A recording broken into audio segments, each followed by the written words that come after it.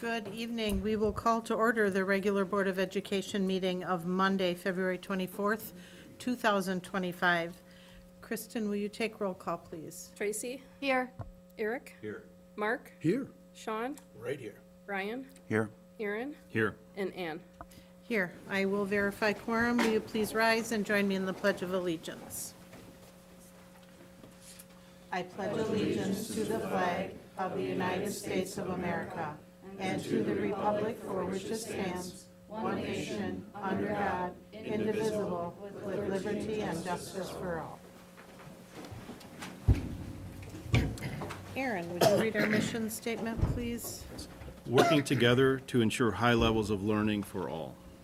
Thank you. Kristen, was public notice of this meeting given? Public notice was given to the requesting news media. The agenda was posted in school district buildings and on the district website.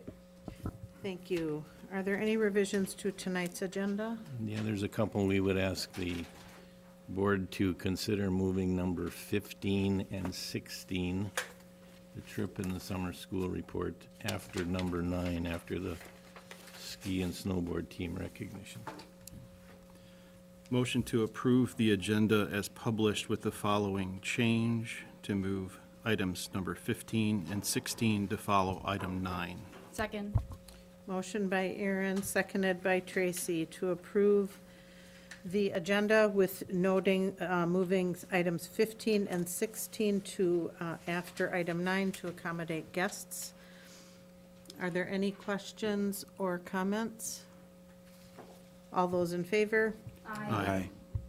Opposed? Tonight's agenda is approved with those noted changes. We do not have any requests tonight for public input on the published agenda items, so we are starting our meeting with a pretty fantastic recognition. Some young men who we've seen here before. So I'll turn it over to Mr. Thierry. Sure. So we have one of our coaches, Cooper Calloway, here, and former OHS alum.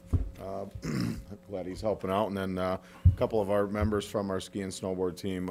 These guys were on the snowboard, Will and Bodie Calloway. So Will Backestone and Bodie Calloway are here tonight to talk about the season and how state went and what's coming up after state for Bodie. So I'll turn this over to you guys, and you guys, I think you have a prepared statement, so I'm sure it'll be wonderful. Hello, many of you may remember me.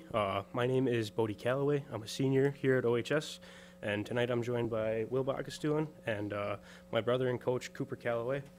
It was a great snowboard and ski season for racing this year. Mount Lacrosse was under new ownership, and they did a great job accommodating us with newer snowmaking equipment.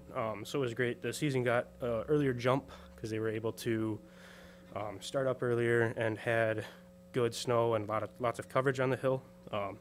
So it was a good year for us. We are co-opted with Aquinas, Onalaska, and West Salem, and we compete against Logan Central and Providence.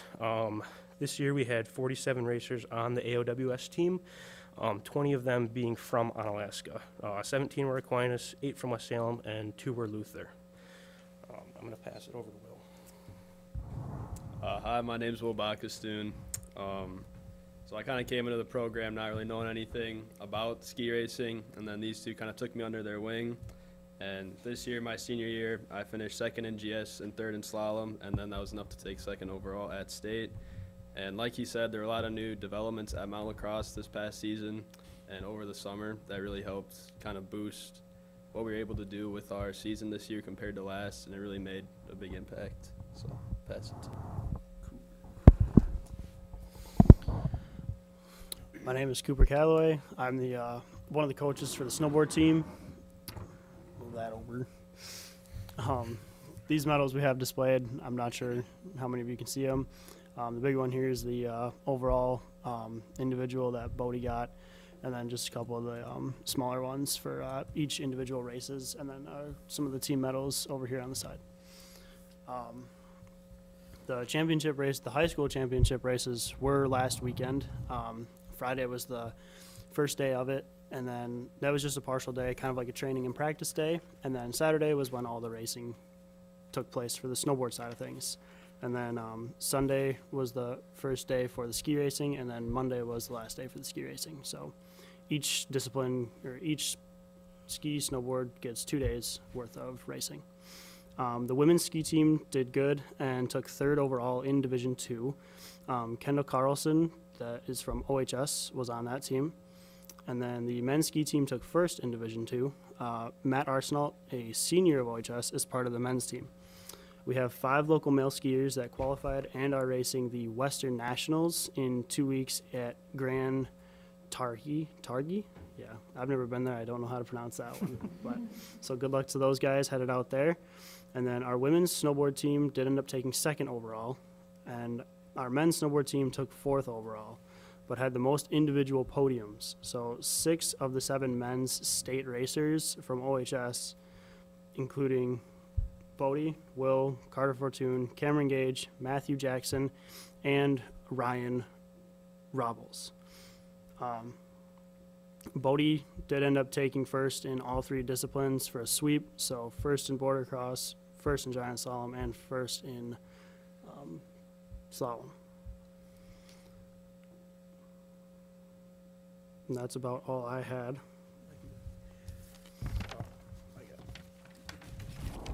One more thing before we wrap up here is I'd like to say thank you to the Onalaska Booster Club for supporting the ski and snowboard team. It helps a lot, being able to purchase new things like stubbies and whatnot that we need to train.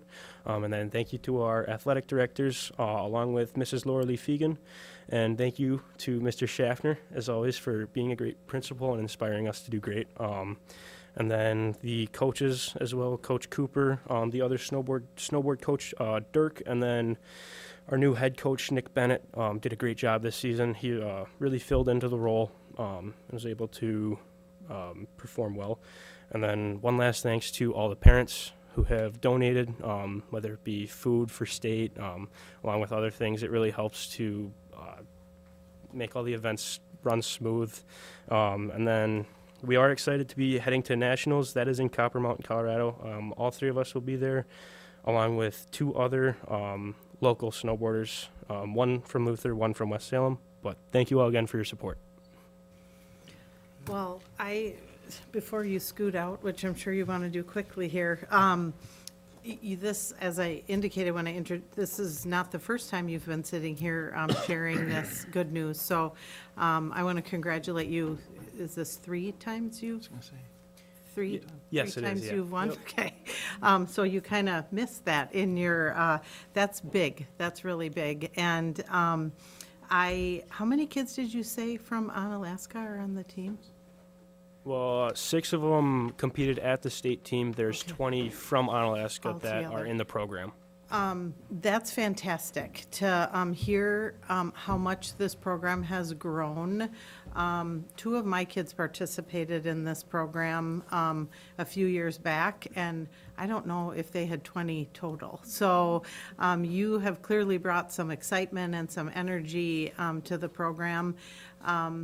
Wish you the absolute best of luck out in Copper Mountain. Is that soon here that you're leaving? That'll be in the end of March. Okay. So So we very much hope that Mr. Thierry will let us know how you guys do out there.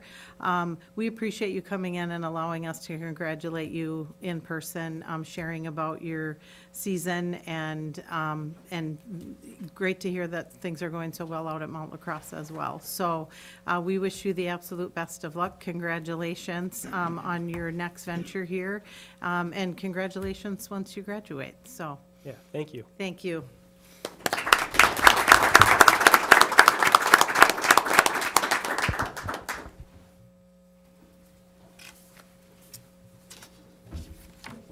All right, per our changes, is Richard here, or you're gonna do it? Do you wanna do summer school? Is that okay, Kelly? Hi, I'm Kelly. I'm here to present on the summer school course offerings for this upcoming 2025 summer programming. So it's enclosure 16. I'll share first just some of the things that we have new for grades 1 through 12 this upcoming summer. We have some location adjustments just due to the construction still happening at OMS. We are extremely grateful that we'll be able to offer summer school programming at the middle school in July. So we were able to work with a whole team of people, and we were able to make that work. So we will be holding our grades 5 through 8 programming at the middle school. We think that that will get a lot of our 5th and 6th graders coming in and really increase enrollment there and just open up some enrichment opportunities that I'll share in a little bit. For June, we're going to still hold a grade 5 through 8 programming, and the high school is being very generous and sharing some space with us again.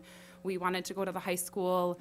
We did that not last summer, but the summer before, and we were able to build a really good relationship with the library. So we were glad to be able to get in there again and just be able to walk down to the library in June. So we're excited about that. Grades 1 through 4 will be at Northern Hills Elementary for both the June and July programming. Our grades 1 through 8 multilingual program will be at Northern Hills Elementary. And then in August and July, the kindergarten camps will just be at their respective buildings. Our families really like to have that, where the kindergartners can come in and get to know their building before the school year starts. Our grades 1 through 8 academic programming in June will just go back to 2 weeks. We have a shorter summer this year, so we'll go back to just 2 weeks. We had 3 weeks last year just because we were done in May, so we had a lot more time. Our theme for our grade 7-8 project-based academic program, so we're going to stick with that. We just started that project-based programming last year, and it really increased our grade 7-8 enrollment in July. So we're going to keep doing that project-based programming for academics for grade 7-8, and we're going to do a theme plan a trip. And we have a culminating trip around the La Crosse area that will come on that last day of the programming for our grade 7-8 students. Our multilingual program will run the 2 weeks in the afternoon along with the June programming in the morning, the June academic programming. But they're also going to have an additional 2 Fridays. The teachers were really excited to be able to have full day Friday programming for the multilingual students to be able to take field trips. So they were able to do that in the past a few years ago, and they were really excited to get that back. So they're going to do a couple field trips on those Fridays for our multilingual students. And then something new with our OHS programming, our grades 9 through 12 programming, is we're going to be offering some of our credit courses online as well as in person. So there'll be a combination of in-person and online hours to create those total hours that we need for credits. Charlie and his team surveyed families, and they were all in support of this before we made that decision. And we're hoping that it increases some of our enrollment there at the high school too, to offer some of that. So those are some of our bigger changes happening. Grades, just to kind of skim through the document a little bit, grades 1 and 2 are almost the exact same as last year with the enrichment opportunities. Families really enjoyed the variety that we had at that grades 1 through 4 enrichment in our July programming. So we'll stick with kind of a similar program as we offered for grades 1 through 4, where they rotate through the different enrichment opportunities. Grades 3 through 4 get to choose a couple different, either active or hands-on, and then rotate through those. We're going to offer Coulee Region Adventure Camp again, of course, and that is early June, 5 days.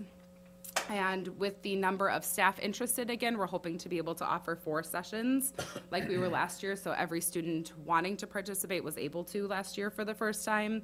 We didn't have to cut it off at a certain number. So we're hoping to be able to do that with the number of teachers interested in teaching it again. We are adding some enrichment options for July programming for our grades 5 through 8. We noticed last year, we were just surprised at the amount of enrollment that we had, and our enrichment classes were, we had pretty high numbers, which made it hard on the instructors, and we didn't have as many different opportunities. So we've added in a few. We've added in tennis and pickleball/badminton, and those are options because we're going to be at the middle school. So once again, we're just really grateful for that opportunity. We're also going to add arts and crafts in as an option. We're going to keep the drama, which was a huge hit. Our staff member who led that drama class, she actually had parents come in and see a drama performance at the end of the session. So drama was a huge hit. We'll keep that one. And then we're hoping to add fishing. One of our staff members actually suggested that as an option in there when they filled out the application process. So hoping that we can make that work for our students. So those are some of the new enrichment opportunities for our grades 5 through 8 students that we're adding in. And then band, last year band was kind of cut small. They only did very small amount of programming in August. They're going to go back to offering more programming again. So they're going to do band camps as well as, so for smaller studios, individual or singular instruments, and then a full band camp in August. So we're going to be doing some extra band that we didn't get to do last summer for grades 6 through 8 there. We're going to keep our academic interventionist positions. We had one at grades 1 through 4 and one at grades 5 through 8 for reading and math interventions. So we're going to keep those. We had really good support for that from both our, from all of our staff in those buildings and programs. So we're going to keep those positions, and that's about all of the same, the stuff that we're keeping. And yeah, any questions at all from anyone about the programming? Kelly, I was just curious about that, the high school class is partially online, Yes, really the first time that has been offered? yes, this will be the first time. Great. We're excited to be able to offer it. We're gonna make sure that all of the hours make up to meet the credits. Charlie and I have been looking into just what's required through the DPI to make sure that we can still get students credits to be able to offer that programming. Yeah, we had some conversations with some neighboring schools, and some actually do all virtual, and some very little in person, so we thought maybe a hybrid of condensing it a little bit might be able to free up a little bit more of the summer rather than a longer day, so like 29, 30 days to more like 20 in-person days along with some virtual hours outside of it. So hopefully can make it more family-friendly, more attractive to kids and able to do it. So we'll see how it goes. Yeah, excellent. Yeah. I mean, again, I know this is, you come now, but I know you've been working on this for months and months and months, and it takes a great deal of coordination and, getting staff to agree to do all of this stuff. I'm happy to hear that you have so many that you're not going to have to put limitations on those really fun, popular programs. So I appreciate the work you do prior to coming here, because it's much more than these couple sheets of paper. Thank you. I know that. It's teamwork. Yeah. It's a lot of people that come together to do it.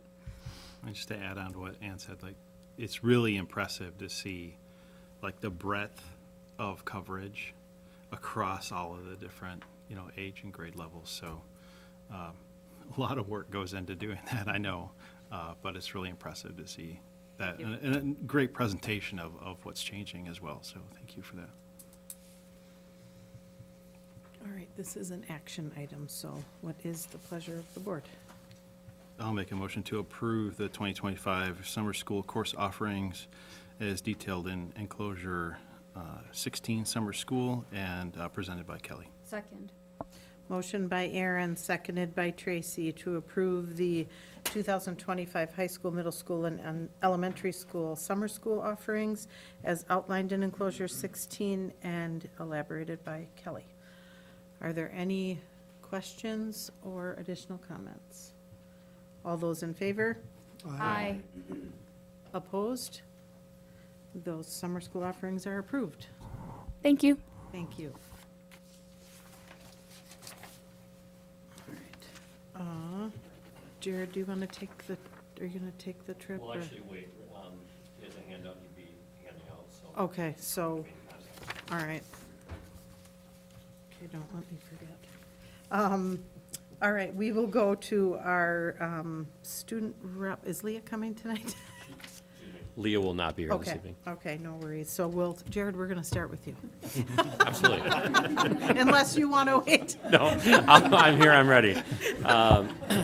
As they're getting a video up, one of the things you've heard me talk about is some team-specific PD focus, and then you'll hear a little bit more about that tonight. But one of the key things has been getting what it normally looks like is a team identifies what their focus is, identify when I should come in and get video in their classroom, editing it down, pulling some students out to get student voice into why this is effective, why this isn't, and then really learning from that as a team. I didn't want to have a teacher profile this evening just because it's a little more vulnerable in front of an open session like this, but this is a video that was used last week on Monday with our one of our teams that's looking at how to better use student self-assessment to drive learning. It's been a focal point, and that, one team is working on it even more than what we've done as a building.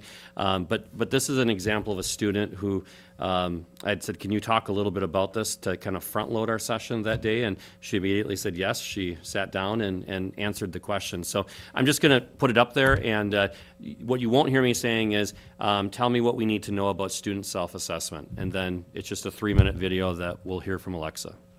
Tell me, when you think about student self-assessment, so like you've talked about doing in your French class, you've talked about doing in your math class. First off, tell me this, is that powerful for you as a learner? And if so, why? And if so, why not? Okay, so gonna be honest, most of the times, yes, they are helpful, but sometimes they're not, because if you're Let's talking pause about for a second. math, Tell me when they are helpful. yeah, that's where we're gonna go. So for math, they have these just like formative checks, and at the top it's like, all right, so before, do you think that you can do this? It's like a learning, not yet, proficient, and like accelerated or something. So then you check yourself before, you try the problems. It's usually 1 to 2 problems, and then after it's like that same question again. It's like the proficient or whatever. So I think it's a great tool to be able to use it before we go through the problems as a whole class, because you're testing yourself, and it's usually stuff that you should know. It's stuff that we covered the day before. So then when they go through it, you can see your mistakes, and then also it helps because you know where you are versus just having to guess and be like, oh, like I feel like I'm good on this, I feel like I'm not good.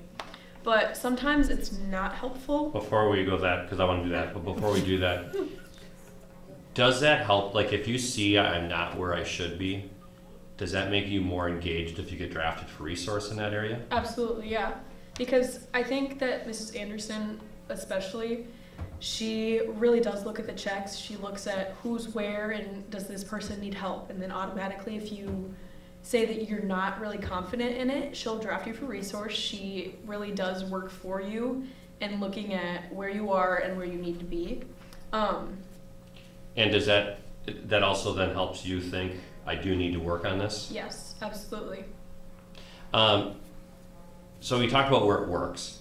Without saying any names or distinguishing things, where doesn't it work then? Because that's what we want to look at is how to use it most effectively.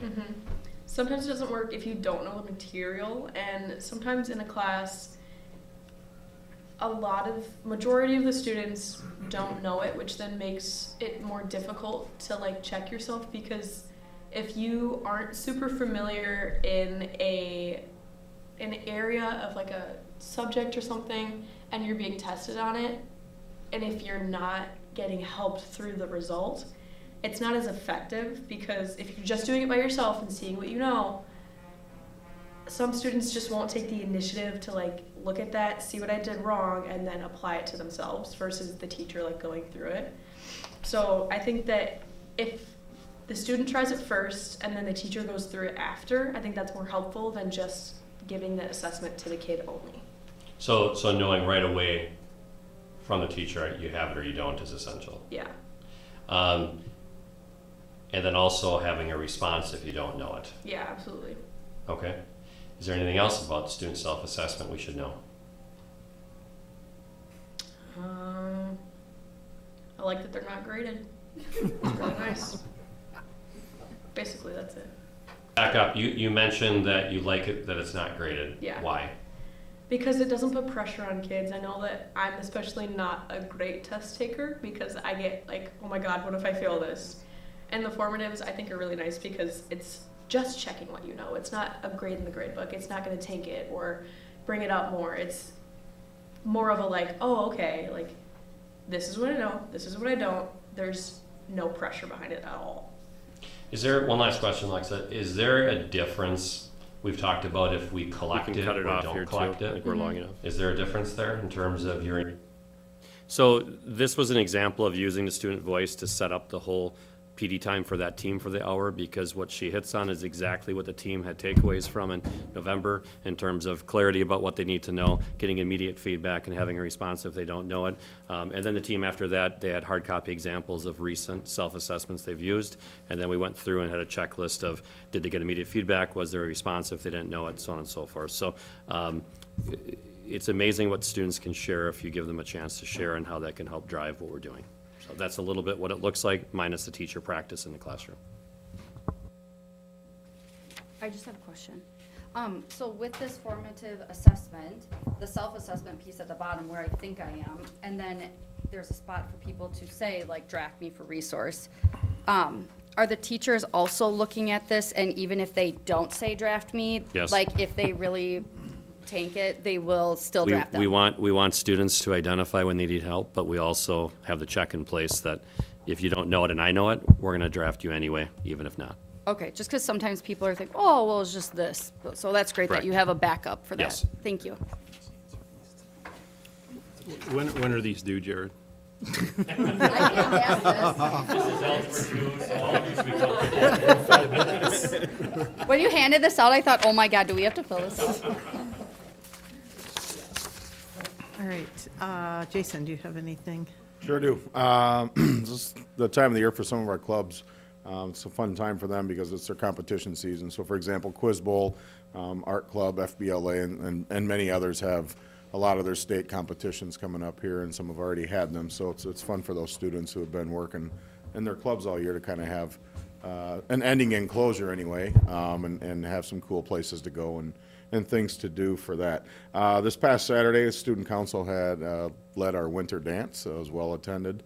It was a great time. Everybody was well behaved, and it was a good way to spend a Saturday evening. So February and March in the sports world, that always means, WI playoff series time. Some of our teams have already completed their seasons, and others still have playoffs and whatnot coming up here in the next few weeks. So exciting there. Tonight, we got a band concert at the PAC afterwards here at 7:30, so no pressure, Ann, but Got it, going on got tonight. it. And then, as always, just want to express my thankfulness to the school district and all of our parent-led booster clubs, and how everybody works together to create opportunities for our students, because it's just not that way every place, and I know our students are really thankful for that.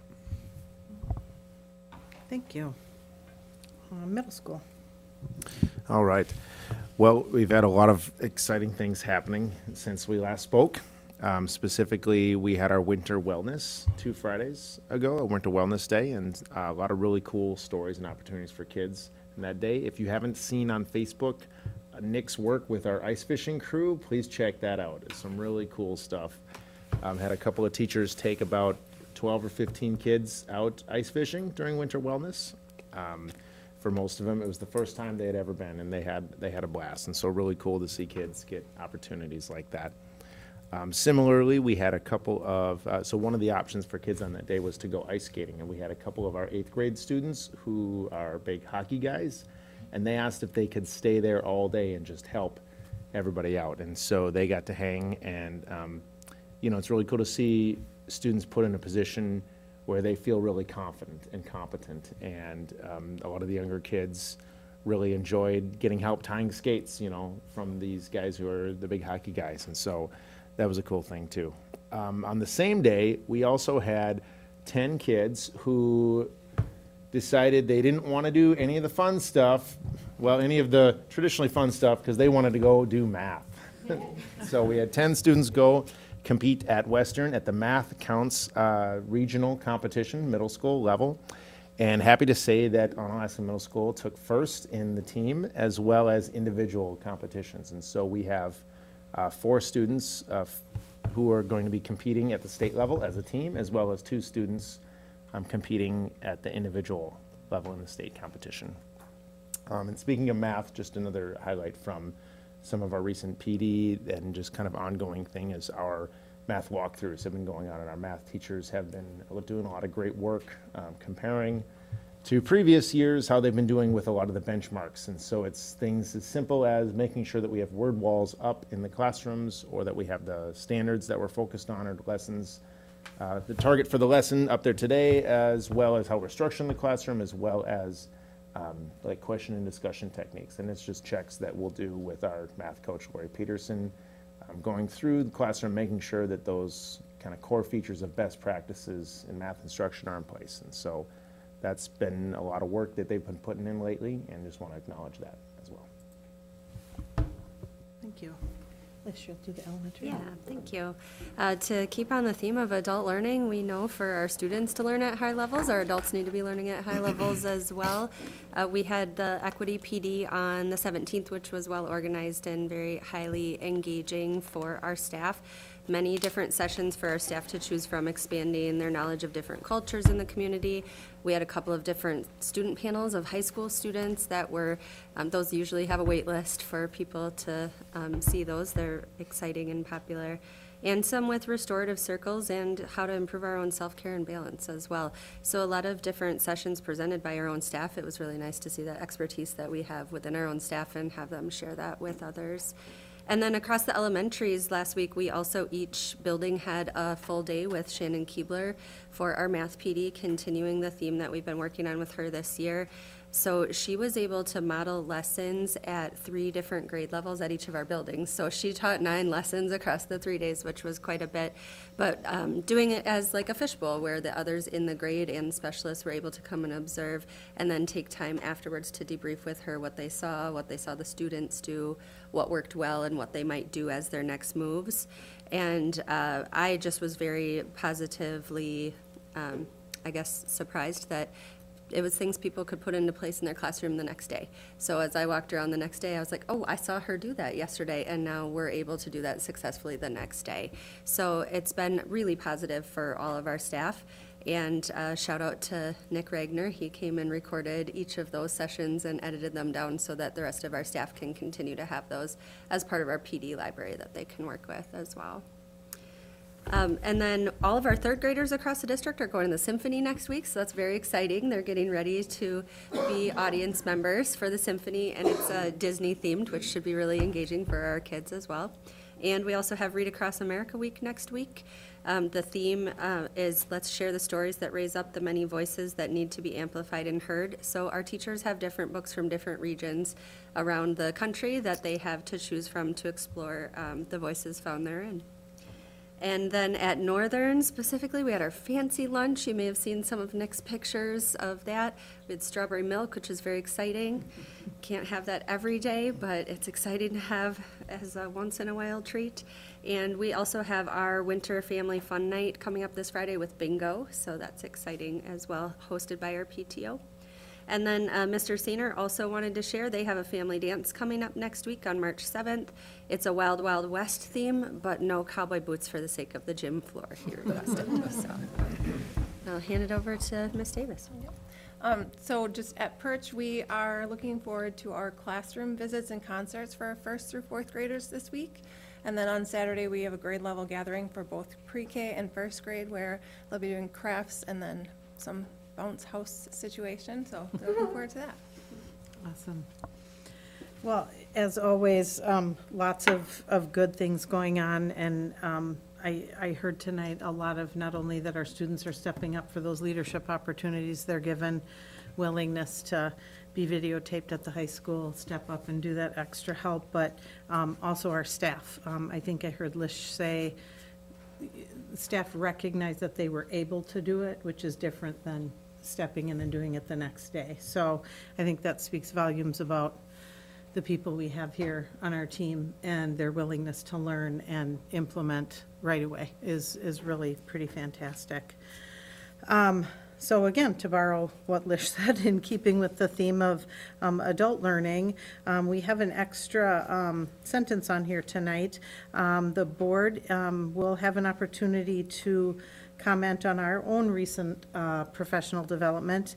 We had a professional development meeting last week, whereby we had the opportunity to learn, relearn, continue to absorb roles and responsibilities of Board of Education and a superintendent. We had our own Dr. Finko, who did the presentation for us, who's done it before, for those of us who've been around, and has done it in other districts as well. Just a really good opportunity to remind us what our responsibilities are, what our role is, how we work directly with the superintendent, what that individual's role and responsibility is. Just reminding us of the importance of staying in our lane, holding tight the responsibilities that we have, and holding that individual tight to the responsibilities that they have. So it was a really good night of continuous learning for us as a board. Roger also was there that evening and shared his wisdom and knowledge and his vast experience in that, in the many roles he's had too in teaching and improving districts in the area. So I appreciate you both for your time that night. I will give other members an opportunity to share. I think I would just add onto what Ann stated. I think it's a blessing to have the opportunity to sit down as a group and learn and remind ourselves of our responsibilities, kind of jointly, as well as with the district administrator, especially as we prepare to start the interview process and ideally select the next person for that role. So. I think I just want to say thank you to Fran and Roger for taking time in the evening to give us a great reminder and a lot of new things that every time I hear it, I learn something new. And I take away something that I think is so important to the success of us as a board and also our individual growth. So thank you very much to both of you. For the group at large, I'd just say there's a really good candor, I think, that probably exists, and that's a really healthy thing. I think we heard you guys could do this better, we could have done this better, and that trust that exists, I think, is a really healthy and good thing. So we see all the professional development everybody does, and thankful for the opportunity to have done that internally. I think that conversation was really good, and we're all better for that trust, which is the currency of all conversations is trust. There's a lot of that, so I think. One of the things we did was this worksheet where they said, what do you think the board does and what do you think the superintendent does? And it was very hard. And the takeaway from that, though, was that some of the activities are joint between the superintendent and the board. And then the takeaway from that was communication, the importance of communication to make sure that we both understand what each person is doing as part of that process. So it was very helpful. Something that rang true for me was that we have to hold each other accountable. So Eric, if you're out of your lane, I have to say, Eric, that's not our responsibility, and you have to do the same thing for me. Unfortunately, I was out of town and I couldn't attend, but I did hear some positive things earlier about the meeting as well. And yeah, I guess you still have to come back. I still come back to the words of board governance and how we function. Absolutely. And although you weren't there, obviously your years of experience here on the board bring a great deal of value to the rest of us. You've lived this, you've lived our mission for many, many years, and I know you wanted to be there, but we appreciate you speaking tonight, so thank you. Thanks. I just wanted to comment too that there's just this ongoing theme that we hear tonight about peers helping peers, and I just think that's fantastic. It's very impressive that we're developing the type of students that want to help each other, and our teachers are supporting each other, and as we all want to better ourselves as a board. So I just want to make a comment and just voice my appreciation for that. Thank you, Tracy. All right, we do have a donation tonight. Are you taking that? I will, or- yeah. Okay. We received a donation from the St. Pat's Knights of Columbus, $750 donation for the Anna Ability Program. So we're very grateful for them for thinking about us. Yeah, extremely, and although it does not rise to the level of requiring approval, we believe strongly it's important to acknowledge it in this public forum, of course, and other avenues in which we do, but so incredibly generous of the Knights of Columbus to be thinking of our students and families in the On Ability program, so we thank them for that. Building updates. Who wants to go first? I think the You're up high school one's first. on the top, yeah. Right. Things went a little slower last week than the week before due to the cold weather with the being able to do the roofing work, but that starts again now this week. You'll notice on the pictures on the screen, they were able to do the brickwork with the plastic covering on the gym storage, and so that is half done, finishing the rest of that this week. And if we scroll down a little further, there's been a lot of work happening in the existing tech ed area, demoing that and then preparing it for the new portion of the facility. And then if we scroll down, we'll see the dance studio is also got started on last week on Monday. And then also the gym storage is 99% completed at this point. 2 small things left to finish with that. But the bulk of the work will be on the East End addition. They also started demoing in the FIAD locker rooms this week on Monday. So those will be off limits now for the rest of the school year.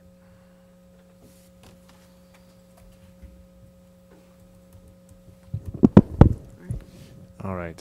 Over at the middle school, cold weather also recently impacted progress, unfortunately, a little bit. But I'm happy to report that there's a roof, or at least on part of the 8th grade classrooms. So they've been able to get that up there. I saw people not only putting the roof on, but standing on it, so it must be somewhat sturdy. So we're making good progress there. You can see this is that addition that I'm referring to right there. That's a little bit more of it on the inside. That's upstairs on the 2nd level. So again, they're working on putting the roof decking on this week on the top. These are our beautiful new instrument storage cases in our music classroom. That is the next kind of domino of space that we'll get access to as our new music classrooms. And just the band room. The new band room. The other new music classrooms won't be until the summer. But the new band room is beautiful. The music teachers, I was in there the other day with them, and they were just gushing at everything and how excited they were. Personally, I'm pretty excited about these storage lockers myself because my son just switched from trumpet to tuba. So that's a nice benefit right there. Keep it right on site. This is more of the casework, just shelving in the band room. Inside the band room, there's not only an office for the band teachers, but there's also multiple practice rooms, as well as an instrument repair room. And so a place where I think that we have partnerships with Leitholds and SSE. They come around a couple of times a month, and they can do some repairs on site, so they don't have to take the instruments away and have lost time and learning for students in band. Again, a little more of the band room. It's even further along than this right here. A whole bunch of mechanical stuff that doesn't mean much, but it's important stuff. Doesn't mean much in terms of me being able to explain what's happening. That's what I'm saying. It's all important work. So, anyways, outside of just getting ready for the band room and continuing to work on the 8th grade corridor, not much else since our last update. It's, the band cubbies or the instrument storage has, that's been coming right along. I mean, we saw it when we toured, which was less than a month ago. And then I think your last pictures, they didn't have doors, so that's pretty fantastic. All right, update for our new superintendent. Our applications, the window closed a week ago Friday. The board members were able to access that information online. We then met on Sunday afternoon of that week, I think it was the 16th. Went through all of that application material. We had a good quality pool.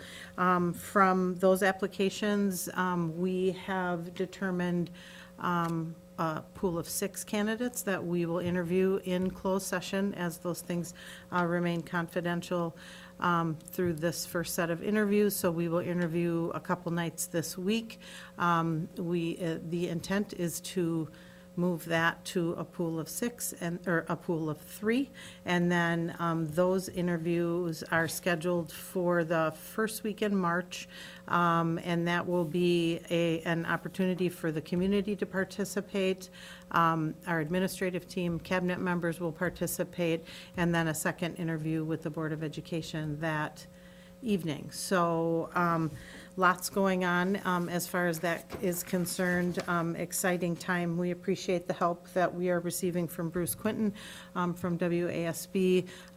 Also the additional support and help we're receiving from Sonia and Kristen, who is putting in lots and lots of extra hours taking care of us and making sure that we're organized. So we appreciate that. It's an exciting time. As nerve-wracking as change is, it's also good. So we hope to have an answer within the next month, so. Have that the final interview date is March 6th, Thursday, March 6th, to make sure it's on everyone's calendar with an opportunity to, It was on. Participate March in 6th is March the date for the Yeah. open opportunity for people to meet final candidates. So there will be an opportunity for community forum that evening at, in the community portion of that will take place in the PAC at the high school, and Bruce Quinton will be moderating that part of the evening. So I think that was everything. Did I? Okay. All right, so we are going to talk tonight about Pillar 2 and 3 of our strategic plan. So I'm going to have Fran Yep, introduce. Thank you. Just a reminder that Pillars 2 and 3, which we're going to cover tonight, support Pillar 1, right? So communication, family engagement, hiring, and retaining good staff all support our academic achievement in Pillar 1. If you look at the first part of this slide where it says no signal, you can see there's 2 goals in Pillar 1 from a district perspective.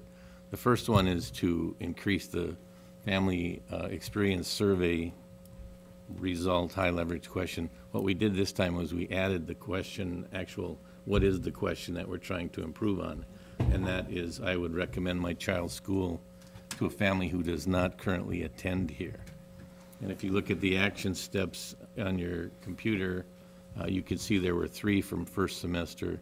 1, collect information and current practices to communicate with families. I'm not going to report on that because that's actions that were done at the elementary school, and they're going to and the buildings, and they're going to talk about that.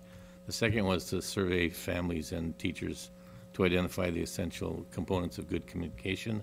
They're going to talk about that also. But the last thing was to identify a work group so that we can figure out a way to get information, better get information to the families. And the results of those 3, I'm going to direct just strictly to the third one, was they put together a focus group that came up with looking at family apps that families can access information. And they did a lot of work. They looked at a number of different apps, and then the plan stopped when we got down to the final 1 or 2, because we're also looking at a new student information system, and we want to make sure that that app ties into the new student information system. So if you look on the second semester action step, that's the second action item that we're going to tie that app in with the new system once we determine what that is. And then you can see what else is going to happen is the families will be surveyed again in the spring so that we can get a beginning of the year, end of the year type of response from them in terms of recommending the schools and making sure that the communication is open. The second, any questions about that? The second goal has to do with community engagement, and the question on the survey was, I would recommend the school district of Onalaska, period. And so what we did was, the action step, the first one was to revamp the school, the community newsletter, which happened. Again, you saw the green in the first goal and again with this goal. And then to develop a strategy to increase survey response rates. So what we did was, as a district, we started sending out the community newsletter quarterly, so that actually happened. And it goes to every box holder in Onalaska. So if you live here, if you get mail here, you get a newsletter.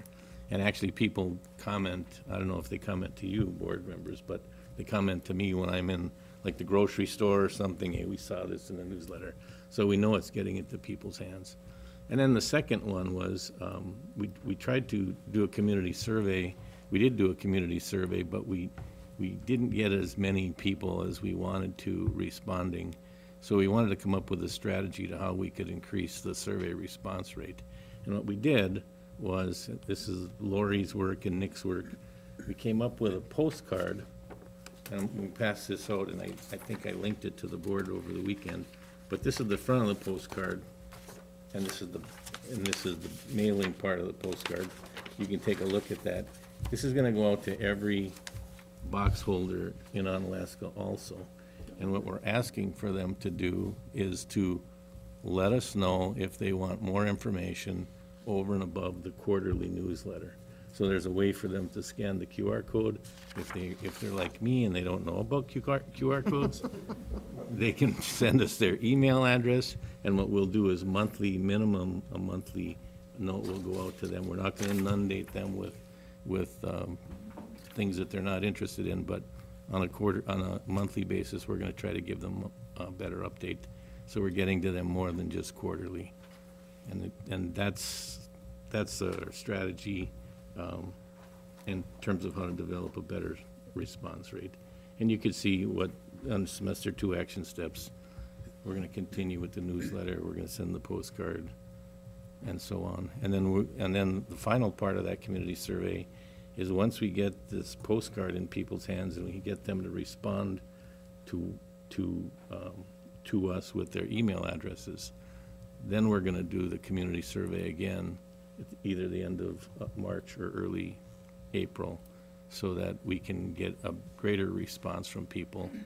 And the other thing that we did with our survey, and we actually finished it today, was, instead of just asking them a question about communication, we're giving them in the survey a little brief. Here's how we communicate with you now. Tell us if that's good or not. Rate us, and then tell us what we can do better. Same thing with the education piece of it. We tell them about the courses that are offered at the high school and the activities and so on. Talk about the graduation rate, and then we ask for their input. Same thing with fiscal responsibility. So the survey, I think, will be more informative to them, and it still won't take much time for them to fill out, so hopefully we get some better responses in April, and we can share that with you after we get those. So that's the district part. Lori, thank you for that. She held my hand through that process. And now we go to the elementary. So at the elementary, our action steps were seemed kind of small, I guess, but we were supporting a lot of the action steps that Dr. Finko just described. So we did that work of collecting the information from families and from teachers about what we currently use to communicate, and that's what underpins a lot of the work that work group is doing. What we did specific to elementary this semester was adding grade level specific family engagement events. You might remember that one of the things we heard in our family surveys last year was that sometimes the open house, where all 500 children and their families are there, is overwhelming, and you might get 30 seconds to speak to your kid's teacher. So we decided to include the grade level family engagement events, as well as, we're still doing an open house. It still has a good function, but adding those grade level specific family engagement events. Each building was able to do at least 2, I believe, first semester, and have more on the books. Some grade levels did more than 1 already this year because they found it to be very valuable. We colored that one green because just our anecdotal data from families in speaking to them at these events is that they really enjoyed it. And also we're having a really high participation rate. So that feels like this is going the right direction. But what we want to do for second semester for our action steps is continue the grade level events, but then get some more specific feedback from families on, is this meeting your needs? Is this what you meant when you told us that you wanted something different? So that's really what we're looking at for our Pillar 2 for elementary. I'll hand it over to middle school. We discussed with our guiding coalition opportunities to improve the way that we do the family conferences and then also open house. And the fall of 25 seems far away, but that's something that we have to start planning for now. We attempted to do that this fall, but we were unable to, our gym wasn't ready and a lot of things weren't ready on schedule. So we're really wanting to have 3 separate grade level open houses. We talked about this a lot, planning for this year, and we have the plan, but getting staff to be able to lead some of that, and then also the specific topics that we want to cover is something that we're talking about with our guiding coalition now.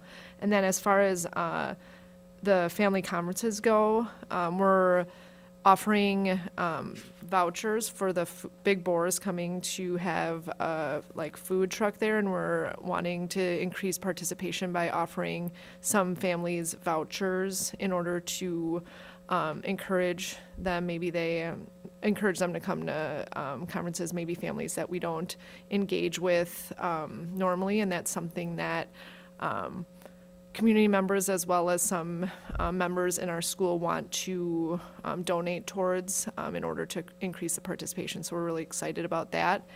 And our guiding coalition is leading the way that we're doing conferences so that we adjusted this fall. Parents can sign up or guardians can sign up with the teacher of their choice rather than being assigned a teacher to sign up with. And that has been a response directly from our the survey that we sent out last, was it fall, Lori? And that was a direct response to that, and we've continued to do that so that families can sign up with the teacher of their choice. Our focus first semester was looking at how we communicate with parents at every grade level, whether it's at the 9th grade level, 10th, 11th, 12th, the variety of different ways. And you're going to see it's coded yellow because it's hard to determine what we know what we're doing. We identified some gaps, but in terms of the impact, it's hard to say positive or not, which is why I guess I would call it undecided. A key piece that we're looking at going into second semester, and actually it was a focal point 2 weeks ago at a staff meeting, Power School is a key communication tool for families as well as students. And this came up from students as well as families, and the importance of adhering to the expectations we have from a staff standpoint about what is supposed to be in Power School, how is it communicated, the protocols. So that was, again, a reminder 2 weeks ago at our staff meeting, and checks in place every 3 weeks through the end of the school year as part of that.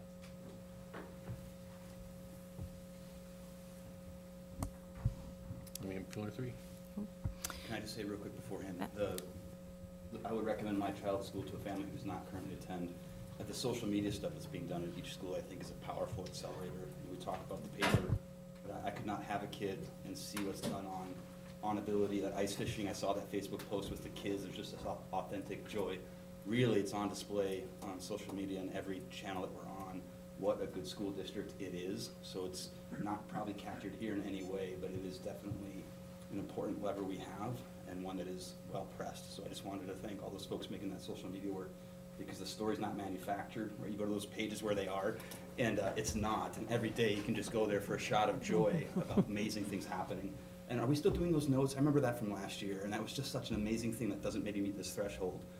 So what is such a great thing is that they send notes out to parents about, hey, your son or your daughter did this, and it comes out of the blue. It's not like a scheduled thing. So the kiddo sees their name in the mail, and parents get to get it, and it's just such an authentic one-on-one exchange. So I just wanted to call back to that as that's one of the really awesome things that happen we don't even know about. So great stuff. Thank you. Thanks, Eric. And to your point, a lot of the stuff that we're doing as the strategic plan from previous years are really impacting Pillar 2. And then you'll see this in Pillar 3 as we talk about our staff survey.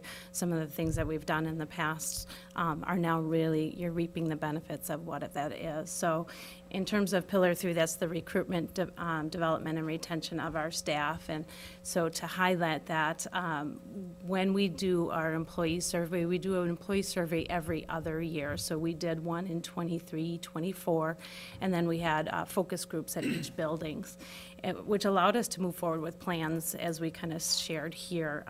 The full implementation of our SEL programming, we created the resilient learner positions, we're piloting the K-8 ELA resources. We did a lot with compensation for our teachers as well as support staff, and then the benefits of personal days, and then even under Pillar 4 and Janet's work with school nutrition as well. So I just wanted to highlight these and kind of share the impact of that on our staff survey. So then normally, as I shared, we'd have that survey every other year. This year what we did is we called it a pulse check.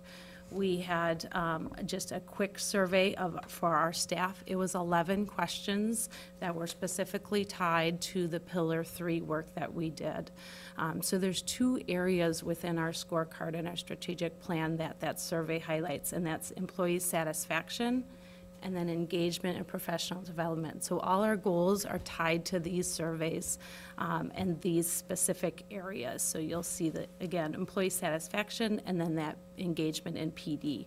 So when you think of in satisfaction, these 6 bullet points are some of those questions that were asked of our staff. And then the professional development is so that materials, the training and development, but also useful feedback.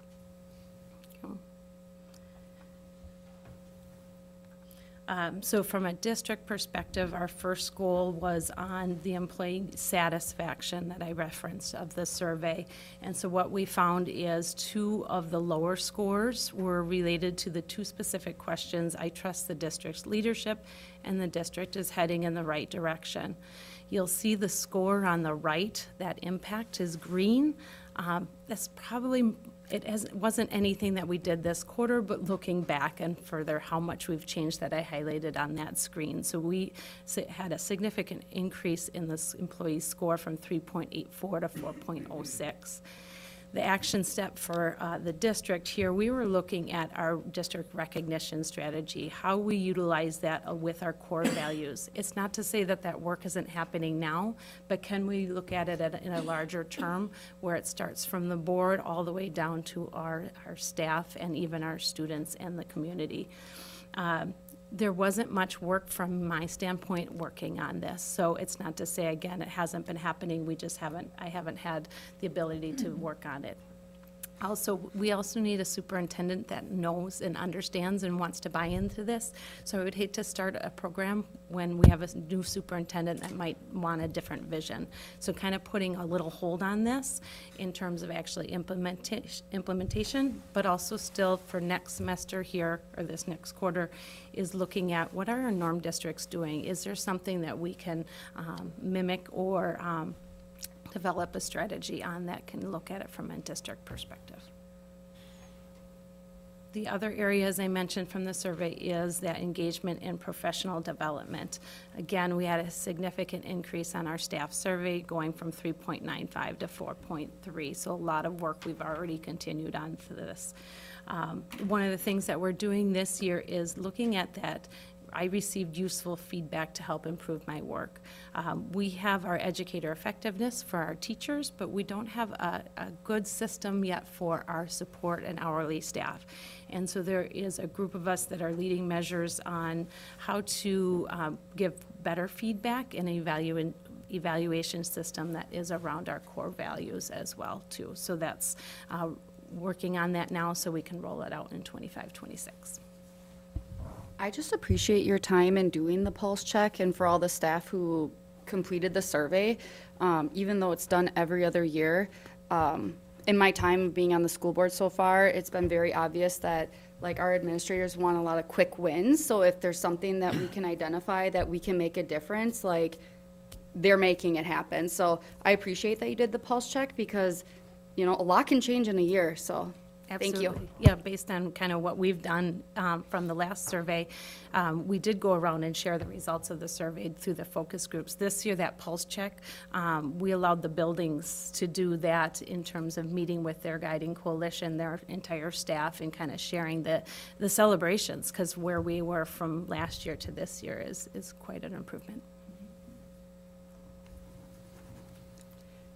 At the elementary level, our action steps really were implementation of building-specific action steps related to the survey data.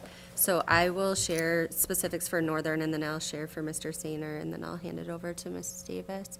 So at Northern Hills, regarding our employee satisfaction in from the employee engagement survey, some of the things we implemented were a monthly behavior recording system to determine the students in need of behavioral intervention. We did a lot of work with our guiding coalition around that survey results to figure out what would be workable for them. And then also having regular meetings with our paraprofessionals to discuss their needs and concerns. Those have been very positive and supportive. So our action step for semester 2 is really to continue that and monitor it to ensure that it's still meeting our needs. And then for our engagement and professional development survey, we implemented the Northern Hills Navigator to ensure clarity on job-embedded PD and how to communicate needs and concerns, and kind of just what's expected at Northern Hills. So to your earlier question, Eric, if we're still sending postcards, that's in the Northern Hills Navigator as an expectation. So that's what I mean by the Navigator is these are your clarity on your expectations. So our action step is to continue using that. We found in the first semester 3 different things that people said this wasn't quite clear enough. So we were able to make tweaks on that. So that's what I anticipate continuing. At Eagle Bluff, they are working on adding more specific questions to their rounding conversations. So Mr. Sainer had some specific questions he asked in rounding, and for second semester he's wanting to just tweak those a little bit. So he's adding questions like, would you recommend this school or this district to someone who is seeking employment? Why or why not? To really get at that specific employee piece of things.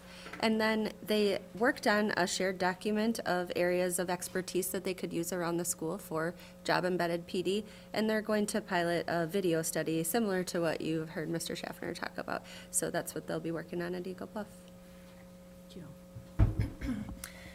And then at Perch, we did take the survey and identify some themes specific to Perch, and then had action steps around meeting more frequently with paraprofessionals and providing support and professional development for them on an ongoing basis.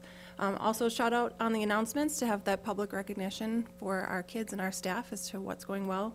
And then really refining our behavioral systems of support. So rather than having maybe a student-specific problem-solving meeting, we're looking more grade level, and then we're meeting more frequently to make sure we're hitting all the kids who need our support. Then in terms of professional development, just continuing with those paraprofessional meetings and providing job-embedded professional development, and that might look like shadowing a special ed teacher or maybe another paraprofessional so that they're gaining the skills that they need to work with students. So then, again, like Lish said, maintaining those action steps in alignment with our themes would be something that we're going to be doing in the next semester. Then at Perch, as we reflected on the overall pulse check, like you said, it's important to kind of know how we're doing and what we can do next.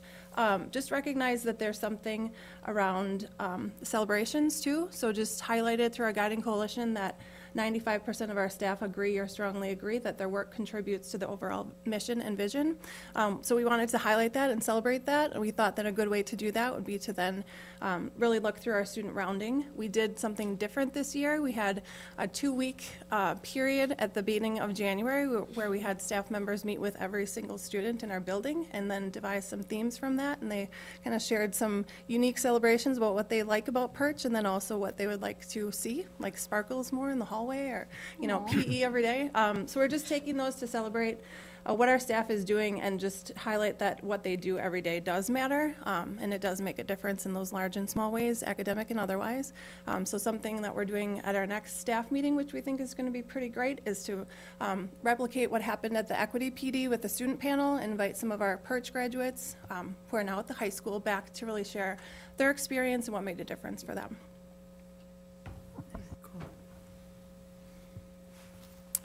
All right. So at the middle school, for Pillar 3, with the goal of focused on employee satisfaction, A couple of things that we really focused on this first semester is with all of our new staff, and we had probably about 10 new staff, having 30 and 90-day meetings. And so after about 30 days of employment, 90 days of employment, really checking in, really honing in more on all of our new employees, new people, checking in more frequently with them, and in a real intentional way. It's as simple things as like, do you know how to log into all the places you need to log into, to like, hey, how's it going with your new team, you know, and things of that nature. And so I think that has been a fantastic thing. Also, our weekly Tier 2 SEL grade level meetings, and this is something that actually came from staff suggestions over the summer that we put into place this spring, and we've tweaked them a little bit here and there, but so far it's been a really positive thing, both from a standpoint of coming together as a staff to problem solve together, but also we've been able to really help a lot of students and catch some things that are going on and keep them small before they turn into bigger issues there. And so all that said and told, you know, the goal was to go from 3.78 to 3.93, and at the pulse check we're at 4.22, so things are going well with that. This semester our focus is shifting to a series of conversations we're calling belonging conversations. A couple of the key features we've talked about all year as if we do these things well, we're going to be in a good place, and one is student belonging and one is staff belonging. And so we're going to explore that at a deeper level across different settings. For example, our first one is, what does belonging look like in homeroom? And so we spent some time in a recent staff meeting kind of unpacking that in pairs, and then smaller groups and large group as well. So that's what we got going on for employee satisfaction. In terms of the engagement with professional development, the biggest thing we've been focusing on is reflection and calibration around the feedback that we give. And I know that that's something I've been working on with Jana as well as with Lori Peterson, specific to math for Lori, for example, but making sure that just like we're asking teachers to give quality, actionable feedback to students, trying to make sure that we're doing the same. And I know that one of the things in this district that I really appreciate is that each teacher picks 3 focus standards. And so everybody picks the 3 domains that they want to focus in on the most. Because there's 24 different teacher standards. If we're trying to get better at 24 different things at once, it's not going to happen. We still are, you know, expecting good things with all of that, but in terms of having a specific enough focus to provide actionable feedback, I know for me and for Jan as well, when we're in a classroom, to be able to narrow down that focus of what we're providing feedback on has been really helpful. So we'll continue to work with staff this next semester in terms of what those are, and possibly, kind of like Jared is doing a little bit, having either, I don't know if we'll have a building-wide focus for next year, but maybe team-specific focuses, so that, you know, right now everybody's picking 3 on their own individually, and just wondering, could it be even more powerful if we are, as teams or maybe even as a whole building, picking the same thing to focus on and improve. And so the goal was to go from 3.73 to at least 3.88, and currently at the pulse check we're sitting at 3.98. And so again, teachers are doing a lot of great work just with that reflection and professional development piece as well. The 2 pieces involved in this came out of our survey last spring and feedback to Guiding Coalition. You've heard me talk about the PD plan as well as the disciplinary referral form that Charlie and Ricky Kaz, our school psychologists, have rolled out this year. Looking the rest of the school year, we'll be doing a best practice share out from those team-specific PDs in April and May, and then each team will be taking, quote, their final step in April also as part of that.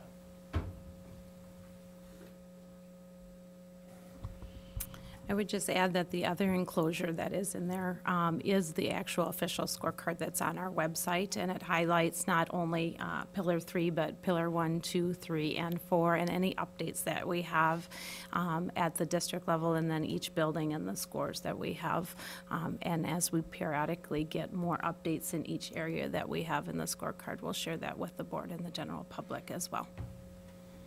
I should have added to a key piece of the employee satisfaction. My staff have really liked the work Sonia did with the personal day changes.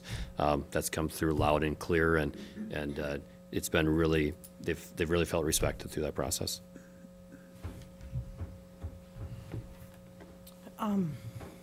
Well, a lot of goals met, a lot of celebrations in this document, and last meeting too, but this is really remarkable work. Just even looking at our scorecard on the last page, we are at or incredibly very near meeting our goal set for 26-27. Really, really remarkable work, Sonia, for all you've done. I have also heard in the community too, the impact, the change in the compensation and the personal days really meant a lot. I think Jared said it best, felt very respected. So thank you for your work on that, and all of you for the work you do, recognizing and acknowledging how important our staff are to what we do. I just really can't say enough about how amazing this looks. So thank you for all of your hard work. Just one question. First, Sonia, thank you, your leadership in all of this and the advocate you are for teachers and rooms open and closed.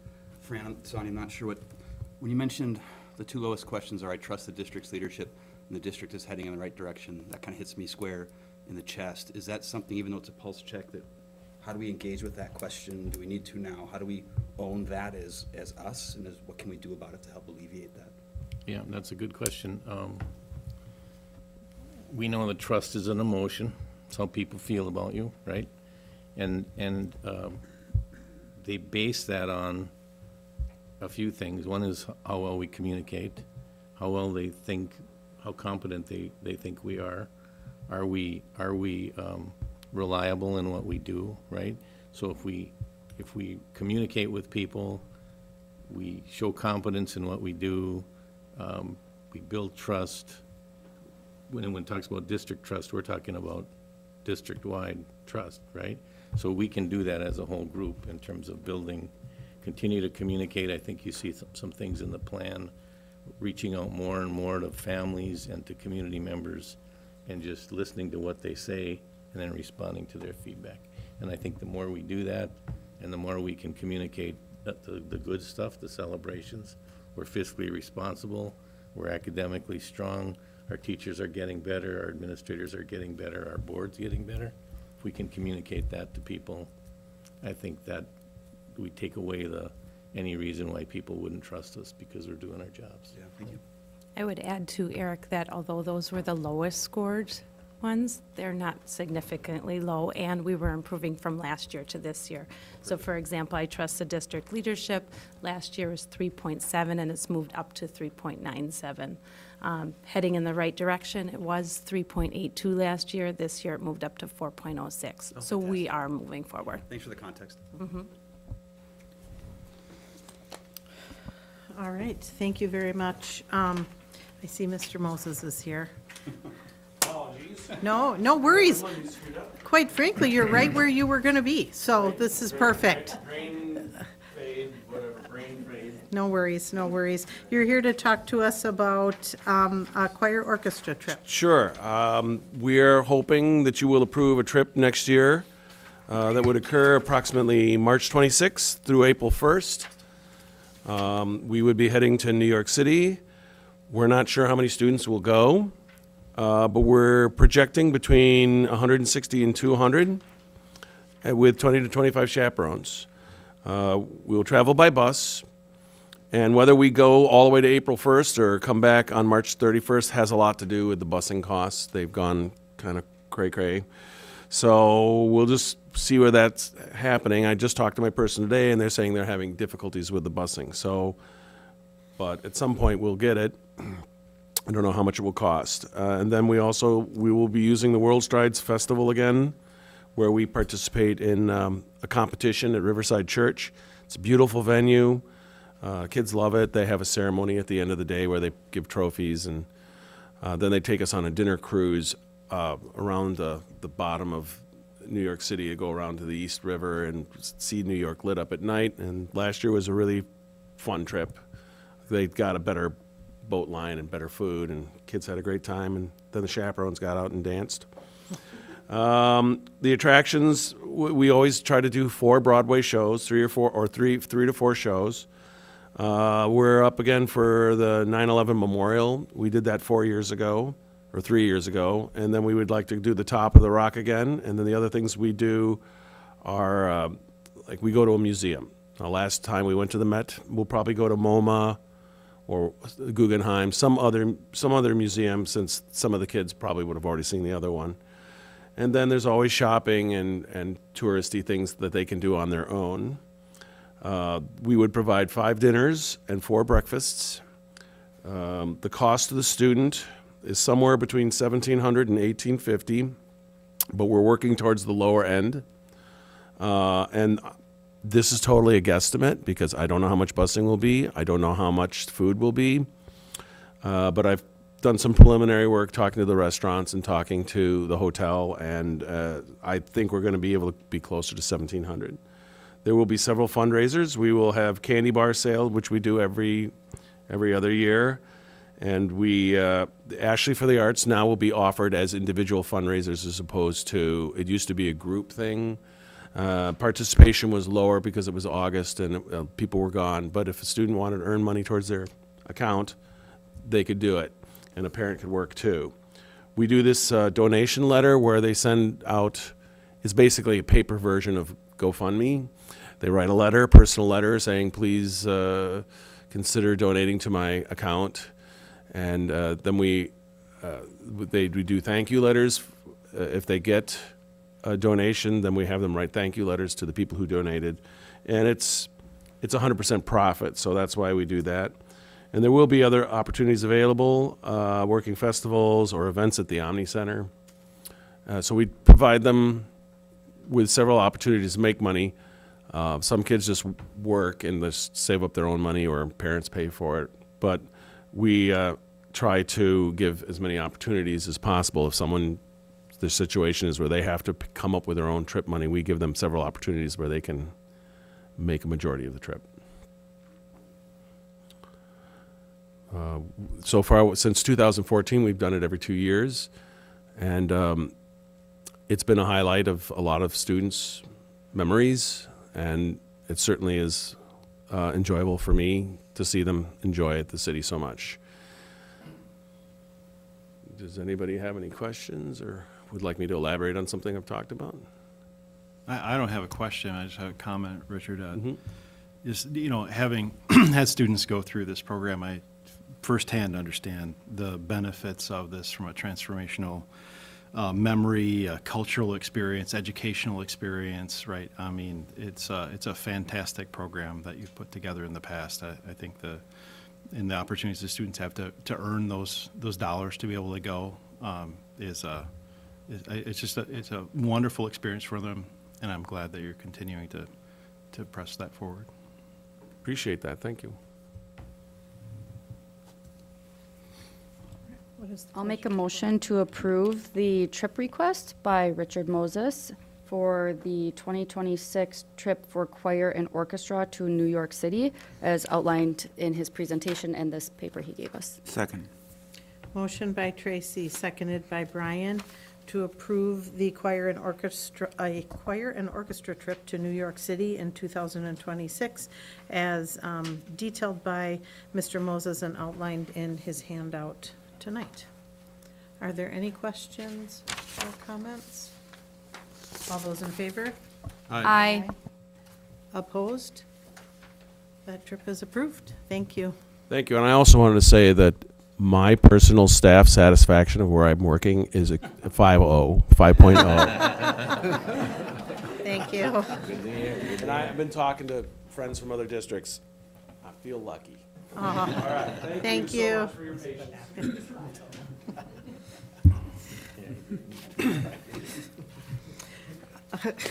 Are there any requests tonight to remove items from the personnel report for separate consideration? All right, Sonia. So we have 2 retirees this year, and these will be the only retirees for teachers this year, as the deadline was February 15th. So Sue Brewer and Shelley Peterson, and normally we turn it over to our principals to share. So I'll let Jared start with Sue Brewer?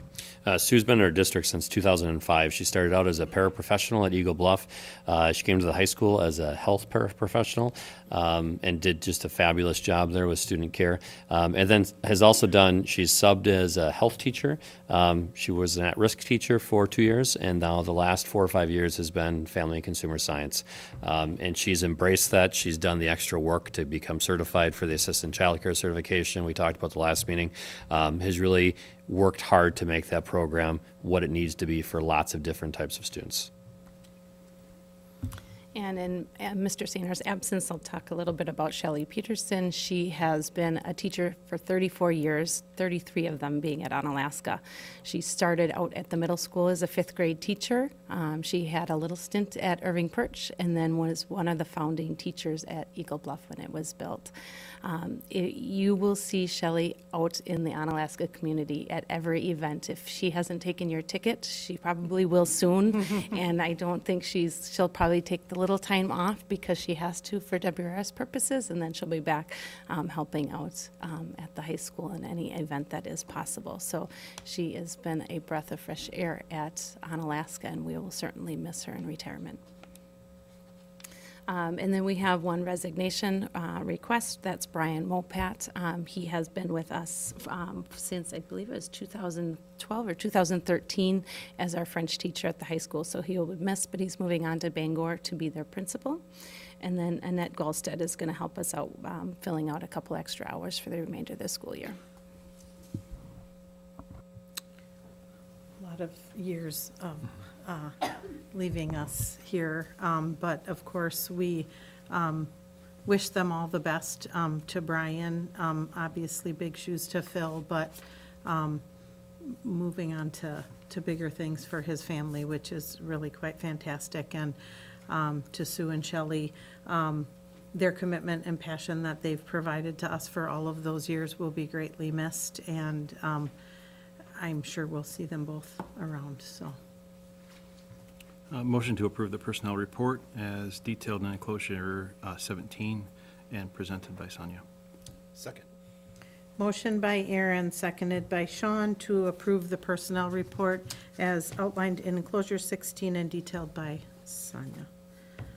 All those in favor? Aye. Opposed? The personnel report is approved. Are there requests to remove items from the consent agenda for separate consideration tonight?